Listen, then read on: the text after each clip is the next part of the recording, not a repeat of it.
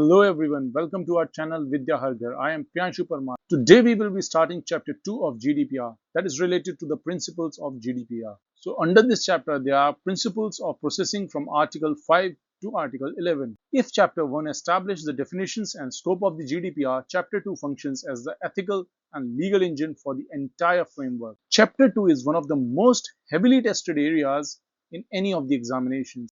The examiners not only expect you to know the raw text of 7 processing principles, but their operational applications, the 6 lawful bases for the processing, the highlighted thresholds for the consent, child protection guidelines, and the strict boundaries that surround the sensitive or special category data.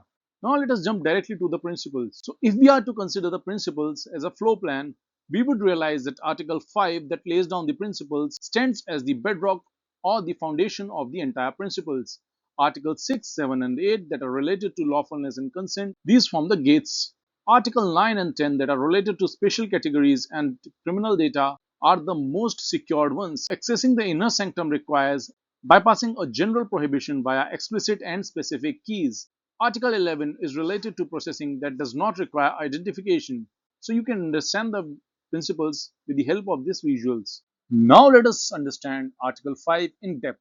So Article 5 sets forth the fundamental principles relating to the processing of personal data, and these principles must be met for any processing to be considered lawful. So firstly, it mentions lawfulness, fairness, and transparency.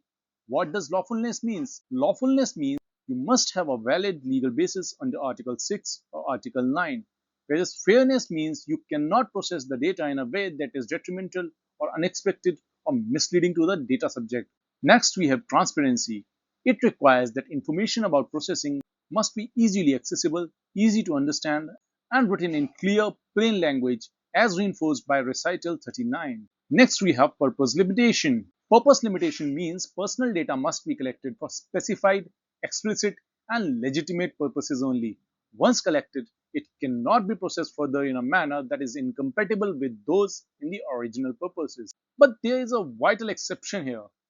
Further processing for archiving in public interest, scientific or historical research, or any statistical purposes, it is not considered incompatible as far as it's subject to the safeguards under Article 89. Next, we have data minimization. It means that personal data must be adequate, relevant, strictly limited to what is necessary in relation to the purposes for it is being processed. So if you do not need a piece of data to accomplish your specific purpose, you should not collect it, not store it, and do not ask for it. Next, we have the principle of accuracy. So the personal data must be accurate and wherever necessary kept up to date. Controllers must take every reasonable step to ensure that the inaccurate data with regard to the purpose for which they are processed are erased or rectified without any delay. Next, we have storage limitation. This principle dictates that personal data must be kept in a form which permits identification of data subject for no longer than is necessary for the purposes. And once that purpose is achieved, the data must be deleted or completely anonymized. Under Recital 39, personal data may be stored for longer periods only if it is being processed solely for archiving in public interest, scientific or historical research, or any statistical purpose. Next, we have integrity and confidentiality. So this is the legal hook for security. Personal data must be processed in a manner that ensures appropriate security, including protection against unauthorized or unlawful processing, and also against accidental loss. So the controller must use appropriate technical or organizational measures to protect the data. This links directly to the security requirements under Article 32. And the crown jewel is the Article 5.2, accountability. Accountability is arguably the most significant change from 1995 directive. It states that the controller is directly responsible for complying with all the principles of Article 5.1 and must be able to actively demonstrate that compliance. It is not enough to follow the rules in secret. You must document your policies, conduct impact assessments, maintain the records of processing, and you should prove compliance to supervisory authorities on demand. Now let us come to Article 6. This article mentions the lawfulness of the processing. So you can remember Article 6 has 6 lawfulness processing principles. So what are these? Legal obligation, public task, vital interests, contract, legitimate interests, and consent. So under Article 6, processing is lawful only if to the extent at least one of the 6 legal bases applies. So you must identify and document the correct legal basis before you begin processing. So what does consent mean? The data subject has given consent to the processing of their personal data for one or more specific purposes. Next, we have contract. Processing is necessary for the performance of a contract to which the data subject is a party, or to take steps at the request of the data subject prior to entering into the contract. Next, we have legal obligation. So processing is necessary for compliance with a legal obligation to which the controller is subject under the European Union or any member state law. You should understand that this does not include contracts or third country laws. Fourth, we have vital interests. That means processing is necessary to protect the vital interests of the data subject or another natural person. This is reserved for life or death situations such as processing medical records during an emergency time. And last, we have public task or public interest. Processing is necessary for the performance of a task carried out in the interest of the public or in the exercise of official authority vested in the controller. Next, we have legitimate interests. So processing is necessary for the legitimate interest pursued by the controller or any other third party except where such interests are overridden by the interest of fundamental rights and freedoms of the data subjects, specifically where the data subject is a child. So here you need to know that legitimate interest cannot be used as a legal basis by the public authorities when performing their public tasks. Now when we talk about consent, we should understand that burden of proof is on the controller.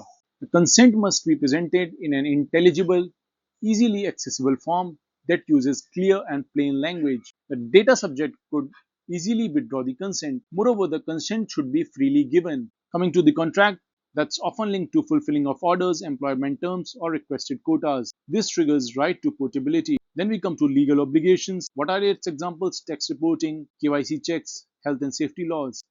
Vital interest when there's an immediate medical emergency. Coming to the public task, when the government statutory bodies function under the law. Then we come to the legitimate interest for the fraud prevention, direct marketing sometimes, and IT security. So these are the keywords that you can always find in the exam that would help you to reach to the answer easily. So now we should understand that for a data protection law to easily function, there must be a legitimate interest balancing scale. So here in this part, you have the controller and third party interest, whereas in this part, we have the data subject rights and freedoms. So if there's a balance in the scale, then only we could establish the privacy laws. So what are the rights of a controller? Purpose test, necessity test. For example, the controller has the duty for the fraud prevention, IT network security. On the other hand, the data subject, that means the individuals also have the rights for the protection of their data. But there is an exception. When it comes to the protection of data related to children, then this scale is slightly tilted towards the favor of the children. So this side becomes heavier. We will see this in the upcoming provisions. If you rely on consent under Article 6, 1A, it must meet the strict validity criteria that is defined under Article 411 and Article 7. So Article 7.1 places the burden of proof squarely on the controller. The controller must be able to demonstrate that the data subject actively consented to the processing of their personal data. Article 7.2 mentions that if the consent is requested within a written declaration that also concerns other matters such as the general terms of service agreement, the request for consent must be presented in a manner that is clearly distinguishable from other matters in an intelligible and easily accessible form using clear and plain language. The next provision of Article 7 establishes the absolute right of the withdrawal. The data subject has the right to withdraw their consent at any time. Specifically, it must be easy to withdraw the consent as it was to give it. So if consent is given with a single click, withdrawing it cannot require a phone call or filling out a physical form. Article 7 also addresses the freely given requirement. When assessing whether consent is freely given, the utmost account must be taken for the performance of a contract, including the provision of a service, is conditional on consent to processing personal data that is not actually necessary for that contract. This is known as bundling or tied consent, and this is generally invalid. So you can understand all this with the help of this visual. Is the consent given freely? Yes. Then is it taken for a specific task? It means for one purpose at a time and is not a bundled consent? Yes. Then it comes to the next provision. Is it informed? The controller identity, purposes, and retention periods and the right to withdraw are clearly communicated to the data subject. Yes, then we come to the unambiguousness, a clear affirmative action, ticking the blank box. Now you should also remember Planet 49 important case that pre-ticked boxes and silence are legally invalid consents. With these conditions, the consent shall be treated to be valid. Next, we have child's consent in relation to the information society services. So, Article 8 introduces specific requirements for children's consent when they are consuming information society services, which refers to online services like social media, online gaming, and streaming platforms. So, under Article 8, when an online service is offered directly to a child and the processing is based on the consent, the processing is lawful only if the child is at least 16 years old. If the child is under 16, such processing is lawful only if and to the extent that consent is given or authorized by the holder of parental responsibility over the child. You should also remember that the GDPR allows member states to introduce domestic laws to lower the age of consent, provided it is not lower than 13 years old. And you should also remember questions relating to national variations. For instance, some countries use 13, some use 14, and some keep the default of 16 as prescribed by European Union. Under Article 8, the controller is required to make reasonable efforts to verify in such cases that consent is given or authorized by the holder of parental responsibility, taking into account available technology. Now, when we are discussing the consent escalation metrics, we would consider Article 7 that mentions the standard consent. It acts as the baseline provision. When we come to Article 8, it's related to child's ISS consent. That means for a consent, there's a guardian hurdle. Article 9 mentions explicit consent, which requires a vault key. It's related to special categories of data. Let's understand Article 9 in depth. So Article 9 governs what we call as the special categories of personal data. It's often referred to as sensitive data. The general rule under Article 9(1) is a strict prohibition. You are legally forbidden from processing the data that reveals racial or ethnic origin, political opinions, religious or philosophical beliefs, trade union membership, or processing of genetic data, biometric data for the purpose of uniquely identifying any natural person. The data concerning the health or the data concerning a natural person's sex life or sexual orientation. So to process this data lawfully, you must identify a specific exception under Article 9(2), in addition to a lawful basis under Article 6. So what are the exceptions? First being the explicit consent. The word explicit has been used deliberately. Standard consent is not enough. Explicit consent usually requires an expressed or written statement or a highly specific action. Next, we have employment, social security, and social protection law. So, wherever authorized by the union or the member state law. Next, we have vital interest, where the subject is incapable to consent. So, when the data subject is physically or legally incapable of giving any consent. Next, we have provisions relating to personal data which are manifestly made public by the data subjects themselves. Next, we have when processing is necessary for the establishment, exercise, or defense of any legal claim. So, the member states may maintain or introduce further conditions including limitations with regard to the processing of genetic data, biometric data, or data concerning the health. Next, we have not for profit. Moreover, when the data is required processing for substantial public interest or occupational medicine, employer working capacity, or health or social care, or the data is required for public health, for cross-border threats, high quality and safety of healthcare, or it is related to archiving in public interest. All these provisions are exceptions under Article 9. Now coming to Article 10. Article 10 addresses another highly sensitive category of personal data, that is data relating to criminal convictions, offenses, or other related security measures. Because of the high risk of discrimination and social harm, the GDPR strictly restricts who can process this information.